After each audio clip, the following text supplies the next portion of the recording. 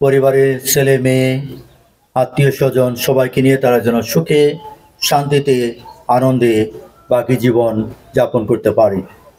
তোমার কাছে মিনতি জানাই ত্রাণদাতা প্রভু যীশু খ্রিস্টের নামে।